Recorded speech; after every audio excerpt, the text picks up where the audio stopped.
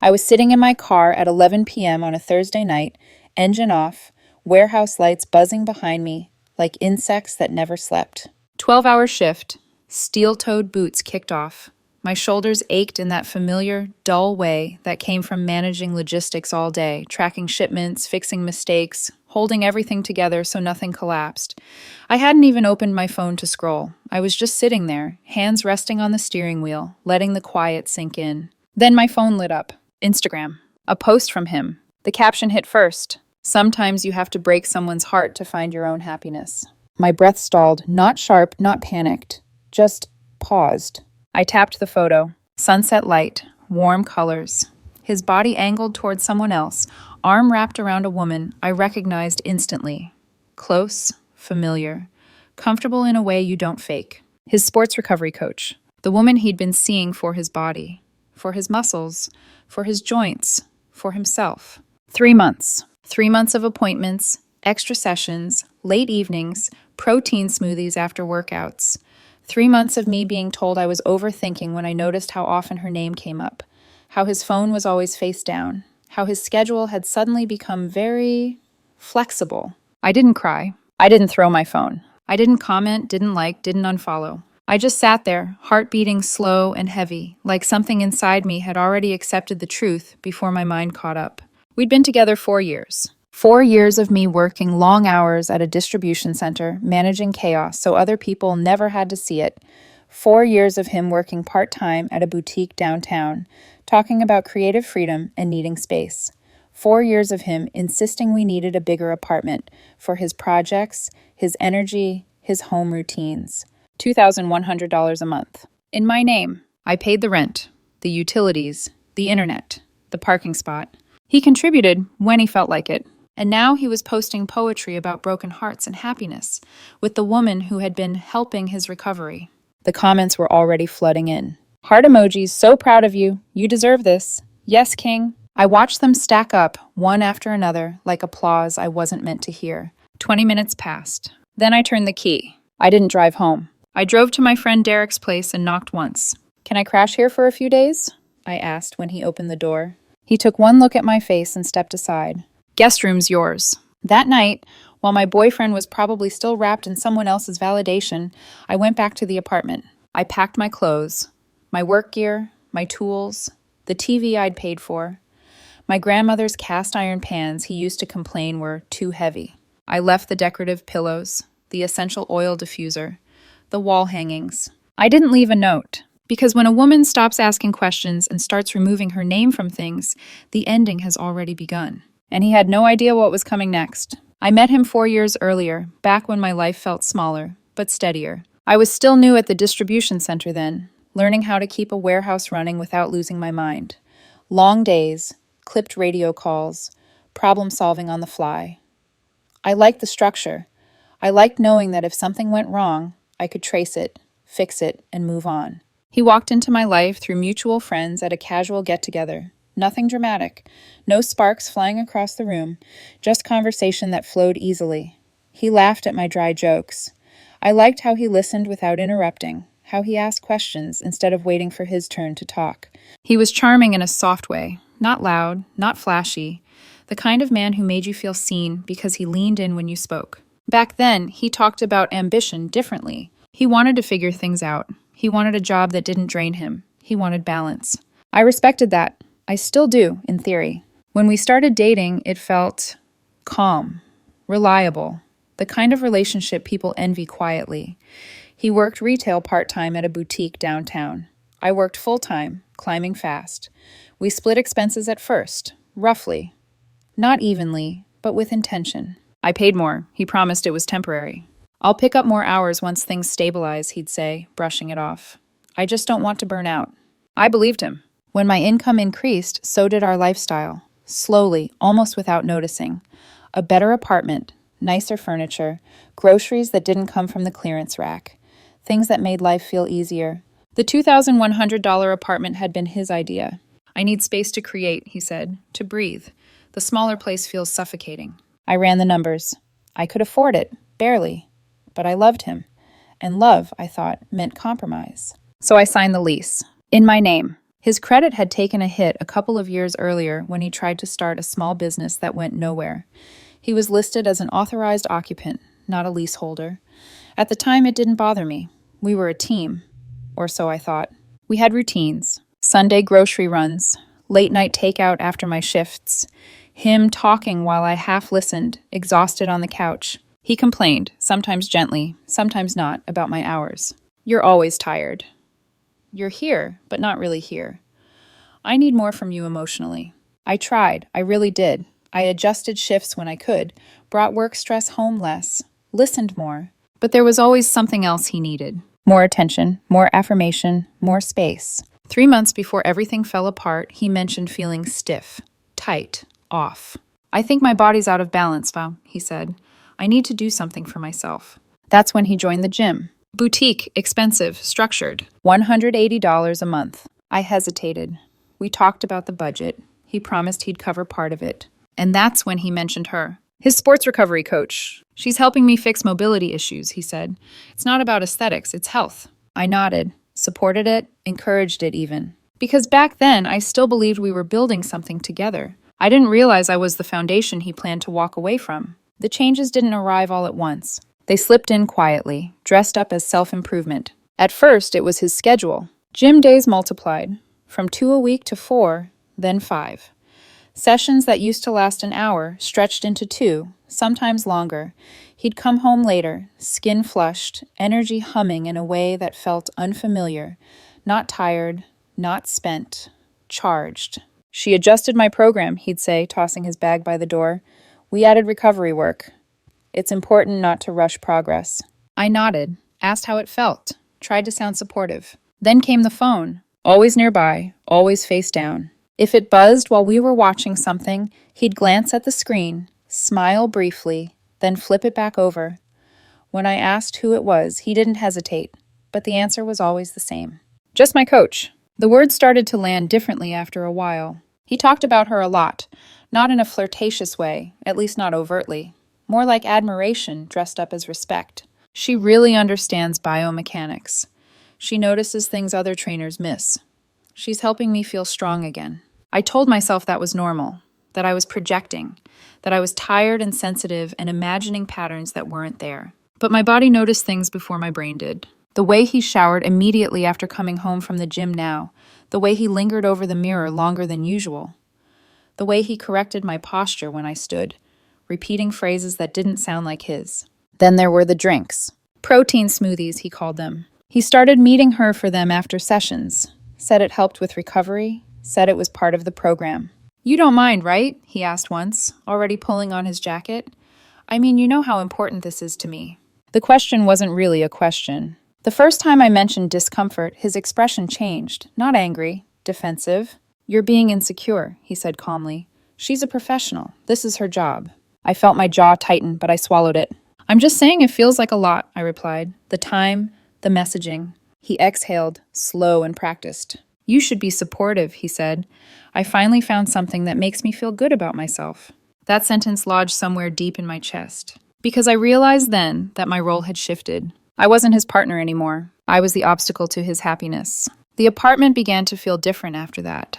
Less shared, more divided. He ate later, slept later, texted while I talked, asked me to repeat myself. He started using phrases like my routine and my process instead of we. One night, I reached for his phone on the counter just to check the time. He snatched it back instinctively. The moment froze between us. I didn't mean, he started, then stopped. Smiled too quickly. Sorry, reflex. I nodded.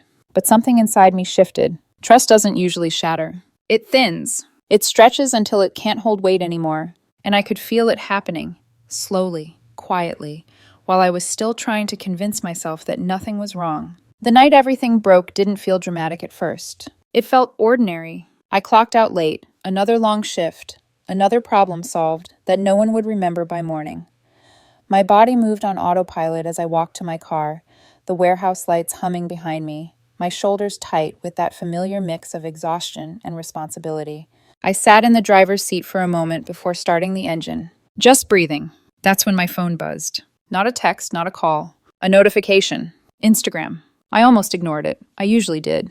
but something, instinct maybe, made me pick it up. His profile photo glowed on the screen. I tapped without thinking. The caption loaded first. Sometimes you have to break someone's heart to find your own happiness. My thumb froze. I stared at the words, reading them again and again, waiting for context to appear. A joke, a quote reposted, something abstract. Then the image sharpened. A sunset backdrop, warm, deliberate lighting. His arm wrapped around a woman's waist. Not casually, not friendly. Close, intimate. Her head tilted toward his shoulder, smile relaxed, practiced.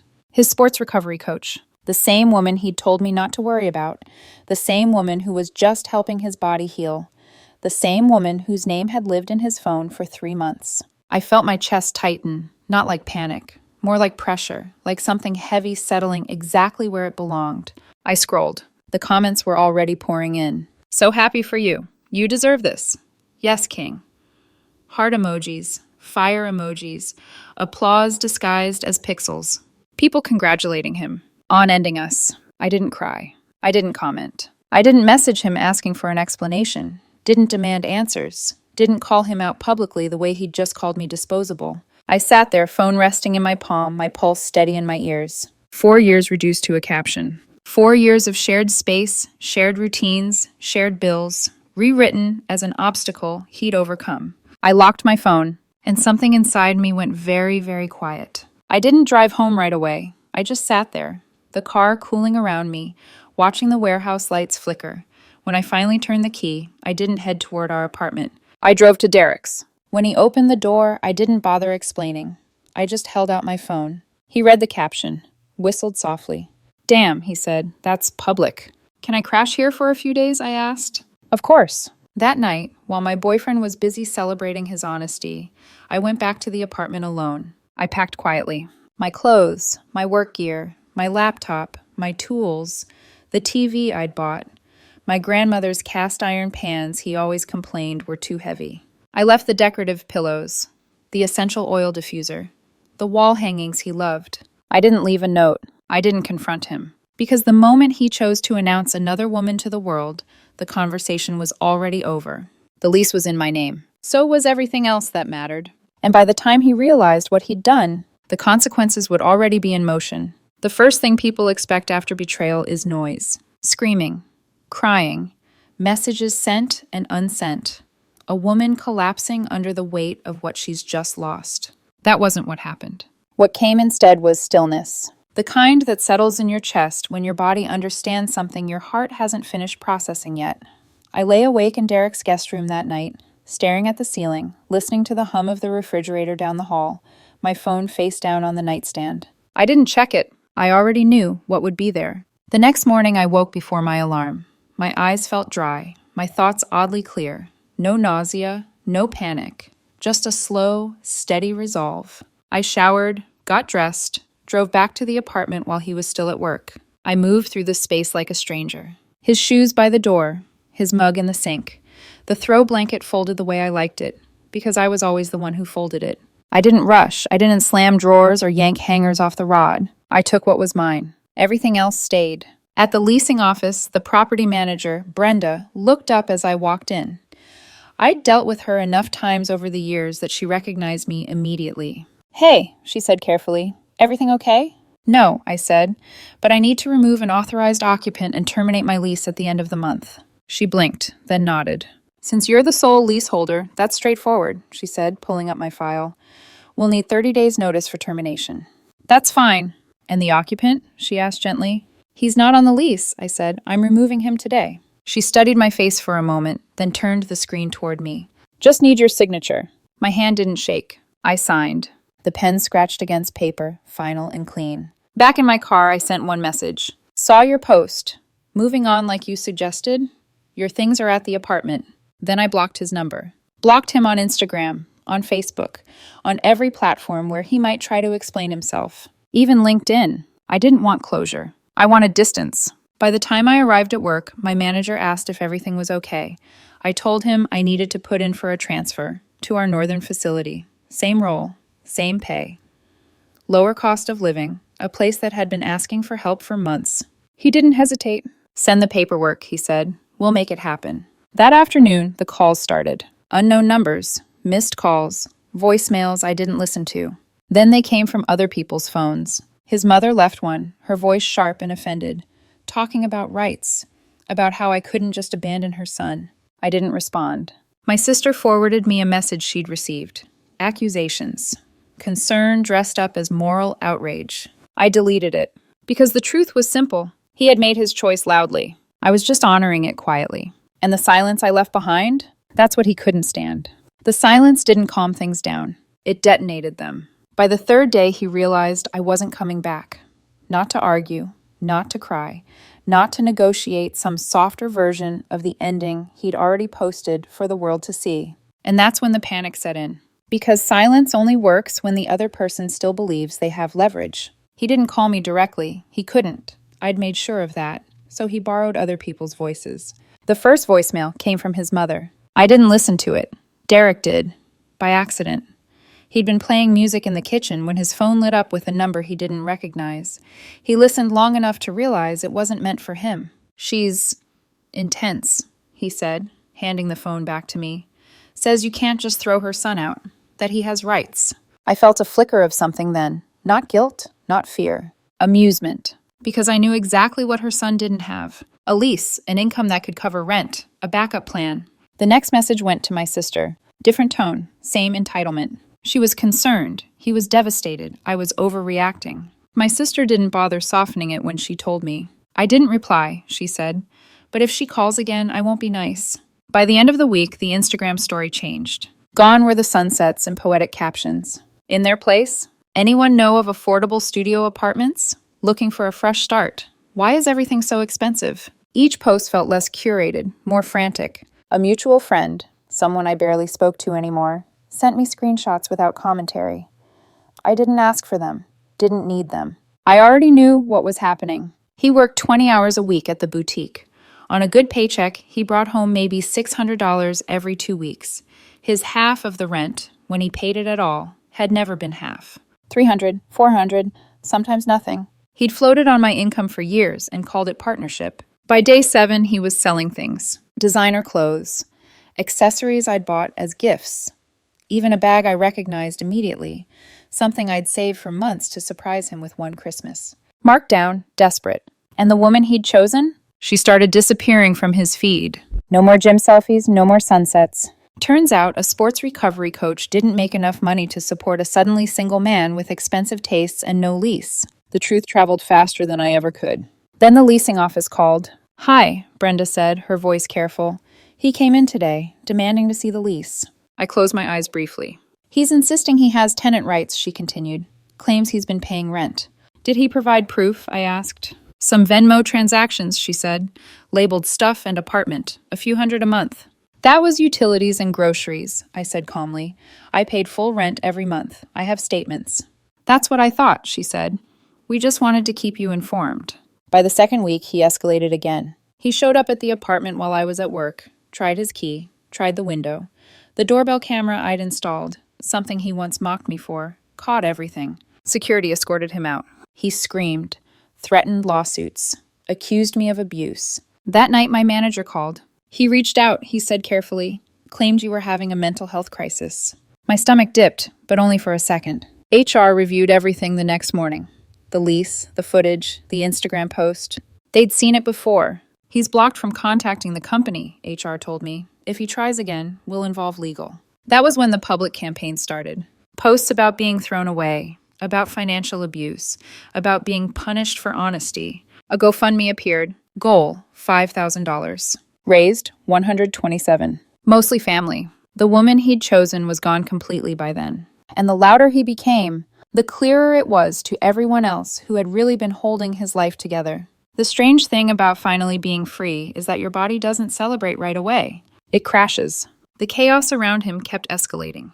Calls, stories, threats, public meltdowns, but my world had gone quiet in a way that felt almost dangerous. The adrenaline that had carried me through paperwork, packing, blocking, and signatures finally burned out. And what was left was exhaustion, the kind that settles behind your eyes, in your chest, in the small spaces between breaths. I was staying in Derek's guest room, living out of boxes, working full shifts like nothing had changed. On the surface, I was functioning. Efficient, calm, collected. Inside, everything felt hollow. At night, when the house went quiet, the doubts crept in. Not about leaving, about myself. I replayed moments I had brushed past for years. The times I apologized for working late. The times I paid for something and told myself it didn't matter. The way I'd learned to soften my voice whenever he accused me of being distant. I remembered standing in the kitchen months earlier, explaining a budget, pointing to numbers, trying to sound reasonable, while he looked at me like I was withholding something from him instead of holding everything up. And for the first time, I let myself feel the grief I'd been avoiding. Not grief for him, grief for the version of myself who believed love meant endurance. Who thought being needed was the same as being valued? One night it all hit at once. I was alone, sitting on the edge of the bed, phone in my hand, scrolling without really seeing anything.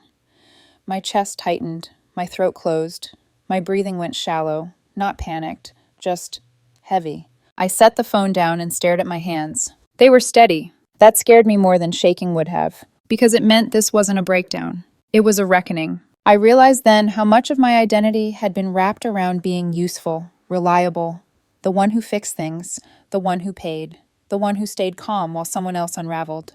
Without that role, I felt unanchored. I wondered, briefly, if I had been too cold, too final, if walking away without a conversation made me cruel. That thought lingered, until another voicemail came through. A long one. His voice this time, desperate, accusing, circular. He talked about betrayal, about how I was supposed to fight for him, about how real love doesn't just walk away, about how I'd ruined his life over one mistake. I listened to the entire thing. Then I deleted it. Because something inside me finally snapped, not loudly, not violently, but cleanly. He wasn't grieving the relationship. He was grieving the loss of access to my income, to my stability, to the version of me that absorbed consequences so he didn't have to. That realization hurt more than the cheating ever did. And once I saw it, I couldn't unsee it. That was my darkest moment. Not when he left, but when I understood that staying had been costing me myself. The turning point didn't arrive with a confrontation. It came with a phone call. An unknown number lit up my screen late one afternoon while I was packing the last of my boxes at Derek's place. I almost ignored it. My life had been a steady stream of numbers I didn't recognize, but something about the timing made me answer. "Hello, Ms. Thompson?" an older woman asked. "Professional? Measured? This is Margaret calling from Premium Property Management." I recognized the tone immediately. "I'm listening," I said. "You were listed as an emergency contact for your former partner regarding Unit 4B at Riverside Complex," she continued. "We wanted to clarify a few things. Our records show the lease was solely in your name and was terminated at the end of last month." "That's correct," I said. She exhaled softly. "We have a situation. He's claiming he's the primary tenant and that you accepted rent payments from him. He hasn't paid this month's rent, and when we attempted to process his application to take over the lease, he was declined due to insufficient income and credit history." I leaned against the wall, phone pressed to my ear. "Are you asking me to pay?" I asked calmly. There was a pause. "He suggested that once you understood the situation, you would," she said carefully. I laughed. Not sharply, not cruelly, just honestly. "No," I said, "absolutely not." She didn't argue. "We're initiating eviction proceedings for him," she said. "He requested that we contact you first." "I understand," I replied. "I have documentation for everything if you need it." "We have enough," she said. "Thank you for your time." When the call ended, I stood there for a moment, phone still in my hand, my reflection staring back at me in the darkened window. Something shifted. For weeks I'd been reacting, blocking, documenting, protecting, letting consequences unfold while keeping my head down. But in that moment, I realized I wasn't bracing anymore. I was done. The next day, my manager confirmed my transfer. Start date, 2 weeks. Same role, same pay.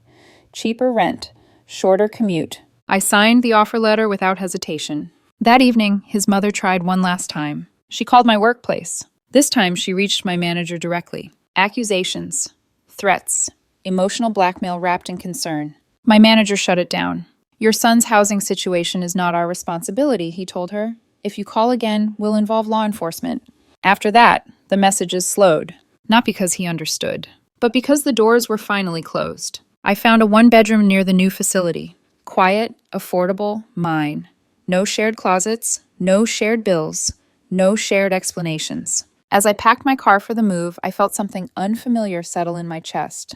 Relief. Not the loud kind, the grounded kind. The kind that comes when you stop asking for permission to leave. And for the first time since the Instagram post, I knew, without doubt, that I was no longer reacting to his chaos. I was moving forward on my own terms. The fallout didn't happen all at once. It came in waves, each one smaller than the last, each one hitting him harder than it ever touched me. By the time I'd moved north, his story had already unraveled. I heard about it secondhand. Always secondhand. I never went looking. The first update came through Derek's girlfriend, who still followed him out of sheer morbid curiosity. He'd stopped pretending things were fine. The posts about healing and growth disappeared, replaced by thinly veiled desperation. Hard times reveal who really cares. Starting over is harder than people think. The comments weren't as enthusiastic anymore. Some people stayed supportive, mostly family, mostly obligation. Others asked questions he didn't answer. A few pointed out the obvious, that he'd publicly chosen someone else, then acted shocked when his safety net disappeared. Those comments vanished quickly. So did the GoFundMe. It never made it past a couple $100s. Then came the eviction. He stayed in the apartment for 2 weeks after the lease termination, insisting he had rights. He didn't.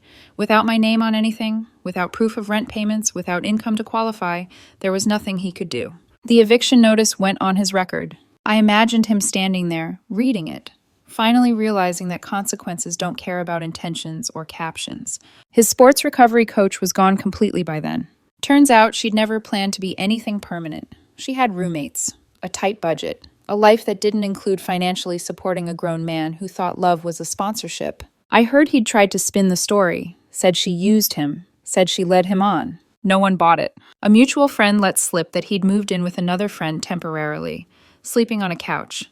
Tension already building. No clear timeline, no plan. The independence he'd romanticized didn't look so poetic anymore. The irony sharpened a few weeks later. His coach, the woman he'd chosen, posted engagement photos. Not with him. With a man who owned a Pilates studio. The caption was glowing, stable, forward-looking. Someone sent it to him. He lost it. Posted a long rant about narcissistic men. About people who manipulate emotions and destroy lives. About being used by someone he trusted. The lack of self-awareness would have been funny if it hadn't once been my problem. I found out later that he hadn't been the only one she'd been seeing. Just another client. Another source of attention. Another temporary option. He was never the plan. By then, I was settled into my new place. 8-minute commute. Quiet nights. Rent that didn't make my chest tighten every month. I bought a small welding setup, something I'd wanted for years, but never justified because there was always something he needed more. Work noticed the difference. I was focused, clear, unburdened. Then came the last attempt. A lawyer friend of his sent a demand letter, unlawful eviction, emotional distress. My company's legal department handled it in one afternoon. Response: he was never a tenant, just an authorized occupant whose access ended with the relationship. Documentation attached. Instagram post included.